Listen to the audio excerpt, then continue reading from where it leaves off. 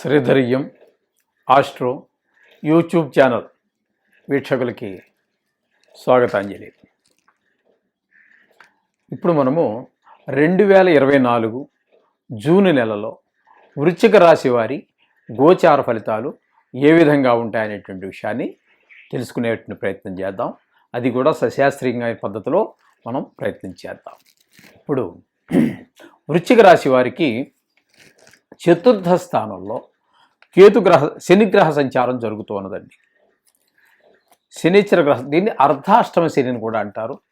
ఈ అర్ధాష్టమ గ్రహ సంచారం కూడా మనిషికి చాలా కష్టాలు కలిగించేటటువంటి వ్యవహారాల్లో అది ఒకటి. ఇక 5లో రాహుగ్రహ సంచారం జరుగుతోందండి. 6లో కుజగ్రహ సంచారము, 7లో గురుగ్రహ సంచారము, 11లో కేతుగణ సంచారము జరుగుతూ ఉన్నదండి. కేతుగ్రహ సంచారము జరుగుతూ ఉన్నది. ఇవి నెలలో ఒకే రాశిలో ఉండేటటువంటి గ్రహాలు, మధ్యలో మారవండి ఇవి. అందుచేత వీటిని గురించి ముందుగా ప్రస్తావించడం జరిగింది. ఇక ఒకే నెలలో అంటే జూన్ నెలలో 2 రాశులలో మారేటటువంటి గ్రహాలు 3 ఉన్నాయి. అవి రవిగ్రహము, బుధగ్రహము, శుక్రగ్రహము. ఈ 3 గ్రహాలు కూడా మనకి వృశ్చిక రాశిలో నుంచి 7, 8 స్థానాలలో అంటే వృషభ, మిథున రాశుల్లో సంచారం చేస్తూ ఉంటాయండి. రవి, బుధ, శుక్ర, ఈ 3 గ్రహాలు. ఏ గ్రహాలు ఇప్పుడు అవి ఉన్నటువంటి స్థానంలో అవి ఏ విధమైనటువంటి ఫలితాలు ఇస్తాయి అనేటటువంటిది మనం కొంచెం తెలుసుకునే ప్రయత్నం చేద్దాం. చతుర్థంలో శనిగ్రహ సంచారం వల్ల దీన్ని అర్ధాష్టమ శని అంటారు. కొంచెం ఇబ్బందులు కలిగించేటటువంటి పరిస్థితి. అయితే మూడు రకాలుగా ఎక్కువ, అంటే మొత్తం 5 రాశుల్లో శనిగ్రహం బాగా ఎక్కువగా బాధిస్తూ ఉంటుంది. మిగతా గ్రహాలు కేవలం 3 రాశుల్లో మాత్రమే యోగాన్ని ఇస్తూ ఉంటుంది. మిగతా 9 రాశుల్లోనూ ఇబ్బంది పెడుతూనే ఉంటుంది. అయితే అందులో కూడా 5 రాశులు మరీ ఎక్కువ ఇబ్బంది పెడుతుంది. ఒకటి ఏంటి అంటే గోచారవశాత్తు చతుర్థ స్థానంలో ఉన్నటువంటి శనిచర గ్రహం, దాన్ని అర్ధ అష్టమ శని అని అంటారు. దాన్ని కంటక శని అని కూడా అంటారు. అలాగే అష్టమ స్థానంలో శని సంచారం, దాన్ని అష్టమ శని అని అంటారు. అది కూడా చాలా వేధిస్తూ ఉంటుంది.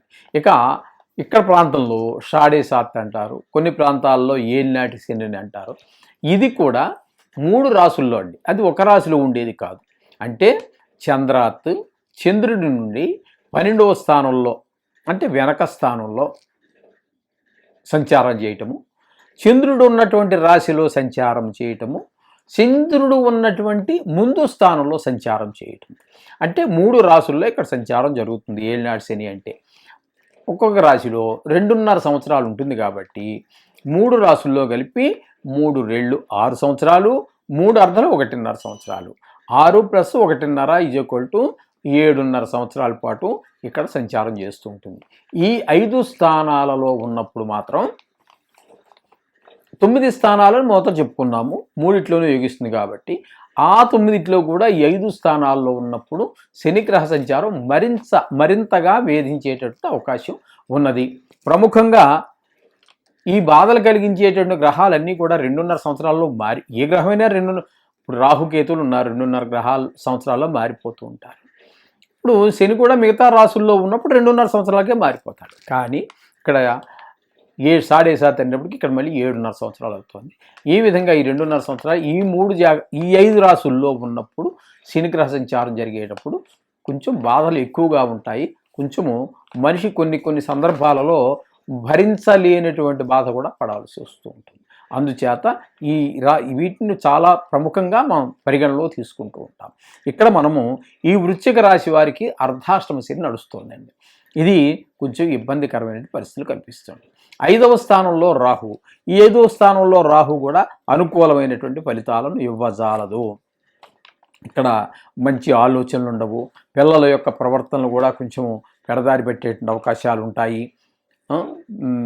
తెలిసి కావచ్చు, తెలియక కావచ్చు, మొత్తం మీద ఈ మన పూర్వపుణ్యం కూడా అక్కడే ఉంటుంది కాబట్టి మన ఆలోచన ధోరణి కూడా పిల్లలదే కాదు, మన ఆలోచన ధోరణి కూడా బాగుండదు, పిల్లల ప్రవర్తనలు బాగుండవు.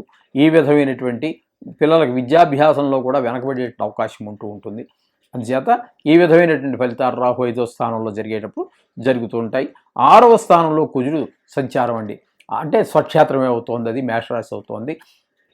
అయితే ఇక్కడ కుజుని యొక్క సంచారం కూడా 6లో యోగ కారకమే అవుతుందండి. 6లో కుజుని యొక్క సంచారము యోగ కారకమేను, బాగా ఉపయోగపడతాడు. అలాగే 7లో గురువు అండి, 7లో గురువు కూడా చాలా చక్కగా ఉపయోగపడతాడు. అంటే ఈ జాతకుడు వివాహం కానివాడైతే వివాహ ప్రయత్నాలు చేయొచ్చు.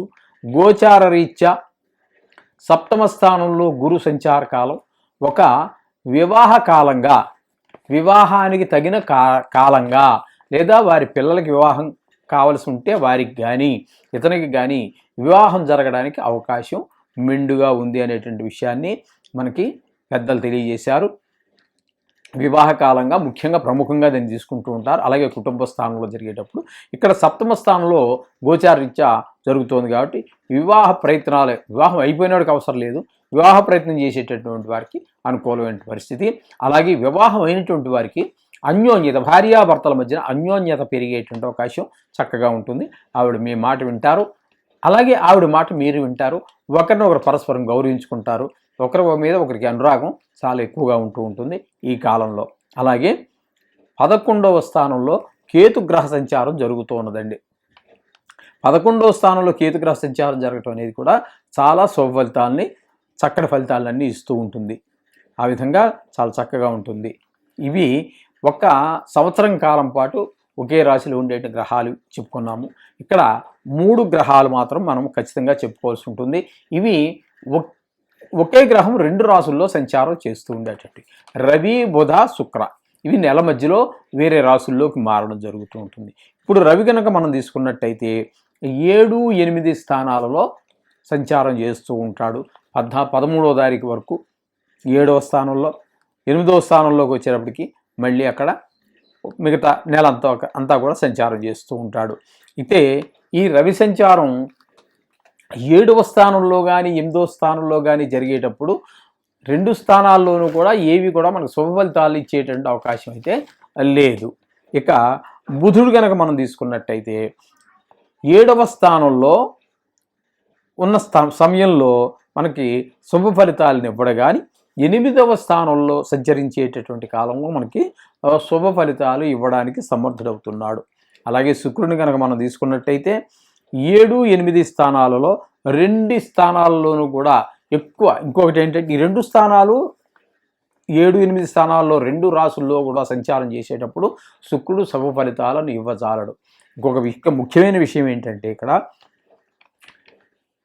గోచార రీత్యా మామూలుగా 100% శుభగ్రహము, 100కి 100 పాళ్ళు శుభగ్రహం గురుగ్రహంగా చెప్తారు, అందులో సందేహము లేదు. కానీ గోచారం దగ్గరికి వచ్చేటప్పుడు మాత్రం శుక్రగ్రహము గురుగ్రహం కంటే కూడా చాలా ఎక్కువ స్థానాల్లో, ఇంచుమించుగా 10 స్థానాలలో శుభ ఫలితాలనే ఇస్తాడు.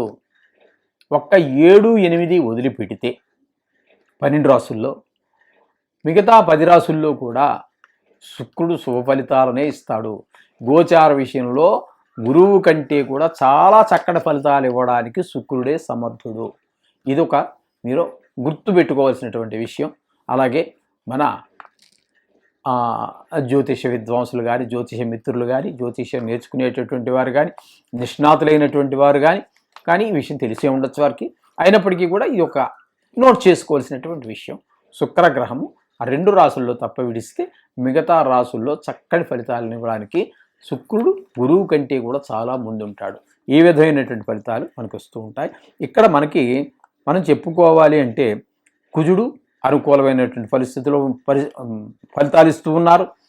7వ స్థానంలో ఉన్నటువంటి గురువు గారు సుఫలితాలు ఇస్తూ ఉన్నారు. బాగా లాభస్థానంలో ఉన్నటువంటి కేతు సుఫలితాలు ఇస్తూ ఉన్నాడు. శుక్రుడు 7-8 స్థానాల్లో మాత్రం సుఫలితాలు ఇవ్వటం లేదు. ఇక్కడ మీకు 4 గ్రహాలు మనకి చక్కటి ఫలితాలు ఇస్తూ ఉన్నాయి.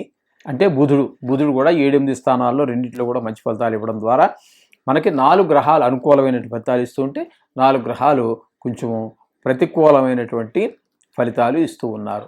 అంచేత ఇవి మామూలుగా మనం స్థూలంగా చెప్పుకునేటువంటి విషయం. ఇక్కడ మొత్తం అన్ని రాసులు 12 రాసులు, ఆ రాసుల్లో సంచరించేటటువంటి ఈ నవగ్రహాలని మనం కనుక పరిగణలో తీసుకున్నట్టయితే ఇక్కడ మనకి ఈ వృశ్చిక రాశి వారికి మొత్తంగా ఏ విధమైన ఫలితాలు ఉంటాయి అంటే, వీరికి ఇందులో కష్టాలు కొంచెం ఎక్కువగానే ఉండే అవకాశం ఉంది.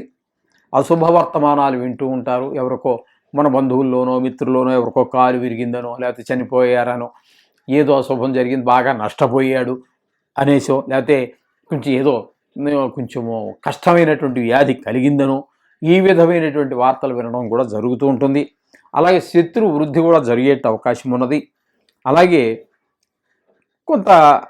కొన్ని సుఫలితాలు కూడా మామూలుగా కొన్ని శుభగ్రహాలు కూడా ఉన్నాయనుకున్నాం కదండి, వాటి ద్వారా వాళ్ళకి ఏంటంటే కొంచెం ధనప్రాప్తి లభించేటటువంటిది ఉంటుంది, కీర్తి కలిగేటువంటి అవకాశం ఉంటుంది, కొంచెం పరోపకారం చేసేటువంటి గుణం కూడా మనకు కలుగుతూ ఉంటుంది, ధాన్యలాభం కలిగే అవకాశం ఉంది, రాజకీయ వ్యవహారాల్లో కొంచెం జయం కలిగేటువంటి అవకాశం ఉంటుంది, ఆరోగ్యం ఉంటుంది, బలం ఉంటుంది, అభీష్టకార్య సిద్ధి ఉంటుంది, అలాగే వాత రోగాలు వచ్చే అవకాశం ఉంటుంది, మనస్తాపం కలిగేటటువంటి భయం ఉంటుంది, స్థానచలనాలు ఉంటాయి, అనేక రకాలైన కష్టాలు కలుగుతుంటాయి, అనేక రకాలైన శుభ ఫలితాలు కూడా కలుగుతూనే ఉంటాయి. అకాల భోజనం చేసే అవకాశం కూడా ఉంటుంది కొన్ని సందర్భాల్లో. ఇదే మనిషికి ఇన్ని అవమానాలు జరిగిన మనిషికి కొన్ని సందర్భాలలో మంచి సన్మానాలు జరిగే అవకాశం కూడా మనకి ఈ గ్రహాలు మొత్తం అన్ని గ్రహాలని కనుక పరిగణలో తీసుకుని విశ్లేషించుకున్నట్టయితే ఈ విధమైనటువంటి ఫలితాలు వచ్చేటువంటి అవకాశం ఉంది. అంచేత మీరు అశుభ ఫలితాన్ని తగ్గించుకోవడానికి, శుభ ఫలితాన్ని ఇచ్చేటటువంటి గ్రహాల యొక్క శుభఫలితాలు ద్విగుణీకృతం అవడానికి మీకు నవగ్రహ శ్లోకాలు కానీ, నవగ్రహ గాయత్రి అని ఉంది, గాయత్రి కానీ, నవగ్రహ బీజాక్షరాలను ఉన్నాయి. ఈ బీజాక్షరాల్లో 7-8 రకాలు ఉన్నాయండి. అందులో ఏ ఒక్కటైనా కూడా పర్వాలేదు. అలాగే నవగ్రహ ఆరాధన కానీ, లేదు విష్ణు సహస్రనామం పారాయణ కానీ, ఇంకా వాటిలో చాలా రకాలు చెప్పారు మహానుభావులందరూ కూడా. అవి చదువుకున్నప్పటికీ కూడా అందులో కూడా 108 శ్లోకాలు ఉంటాయి. విష్ణు సహస్రనామంలో ఒక్కొక్క శ్లోకము ఒక్కొక్క నక్షత్రము యొక్క ఒక్కొక్క పాదానికి ఈ సంబంధించినది అని చెప్పేసి కూడా కొన్ని పుస్తకాల్లో చెప్పబడ్డది. అంచేత ఇదేది నాకు విష్ణు సహస్రనామం వచ్చండి అంటారా, దాన్నే రోజుకోసారి చేసుకోండి. ఏదైతే మీ నక్షత్రమో, ఏ పాదమైతే మీ నక్షత్ర పాదమో, దానికి ఏ శ్లోకాన్ని ఆ పెద్దలు తెలియజేశారో దాన్ని కొంచెం మరింత భక్తి శ్రద్ధలతో పఠించినట్టయితే మీకు ఆ గ్రహ దోషాలు, ఆ నక్షత్ర దోషాలు అన్నీ పోయేటట్టు అవకాశం ఉంటుంది. అంచేత ఏదో ఒకటి చేసుకోండి.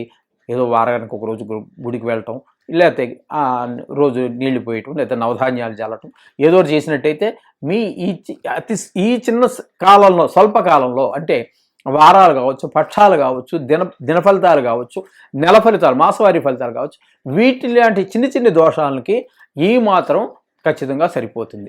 అయితే పెద్ద మొత్తం జాతకంలో ఉన్న దోషాలకి మహాదశల దగ్గరికి వచ్చేటప్పటికి 6 సంవత్సరాల నుంచి 20 సంవత్సరాల వరకు ఉన్నాయి. అటువంటి వాటి దోషాలకు వచ్చేటప్పటికి కొంచెము మనము ఈ జపాల యొక్క, హోమాల యొక్క, వీటి యొక్క స్థాయి కూడా పెంచవలసిన అవకాశం ఉంటుంది. 99 డిగ్రీల జ్వరం ఉన్నవాడికి, 104 డిగ్రీల జ్వరం ఉన్నవాడికి ఒకే డోసు వేస్తానంటే కుదరదండి. మందు కూడా, ఔషధం కూడా దాని డోసు పెంచాలి. ఆ విధంగా కొన్ని నిర్ణయం చేశారు పెద్దలు. ఆ విధంగా చేసినట్టయితే దేనికి భయపడవలసిన పని లేదండి. ఏదో మిమ్మల్ని భయపెట్టాల్సిన అవసరం మాకు లేదు, మీరు భయపడక్కర్లేదు. అలాగే ఇన్ని గ్రహాలు మీకు అనుకూలించేసే మీ తెల్లారు కోటీశ్వరులు, ఇవి కూడా నమ్మొద్దు అండి. అవి కూడా జాతకం మీద ఆధారపడి ఉంటాయి. ఎందుకంటే ఎంత చిన్నవాడు ఎంత పెద్ద స్థాయికైనా ఎదగవచ్చు. మన కళ్ళ ముందు మనం చూస్తున్నాం. ఎంతమంది అండి తినడానికి లేనటువంటి వాళ్ళు ఏ స్థాయికి ఎదిగిపోయారండి, మన కళ్ళ ముందు ఉన్నారు. ఇప్పుడు వాళ్ళు మనతో పాటు జీవించుండటం, వాళ్ళ కాలంలో మనం జీవించడం అనేది కూడా గొప్ప వరం. మోడీ గారు ఏ స్థాయి నుంచి ఏ స్థాయికి ఎదిగారండి మహానుభావుడు. ఆయన చేసిన కీర్తి ప్రతిష్టలు ఎవరికి వచ్చాయండి? ఇంత సౌభాగ్యంగా తీర్చిదిద్దిన వారు ఎవరున్నారండి? ఒక ముర్ము గారు, భారత ప్రధాన మహిళ, ఏ స్థాయి నుంచి ఏ స్థాయికి ఎదిగారండి?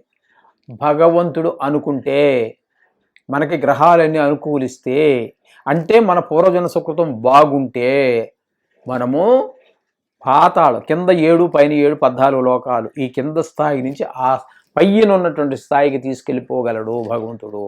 అలాగే ఆ పైన ఉన్నటువంటి ఆ గొప్ప వ్యక్తిని మనకి హరిశ్చంద్ర కథ చదవండి, బలిచక్రవర్తి కథ చదవండి, వీళ్ళందరికీ మనకి పురాణాలు ఊరికే రాలా.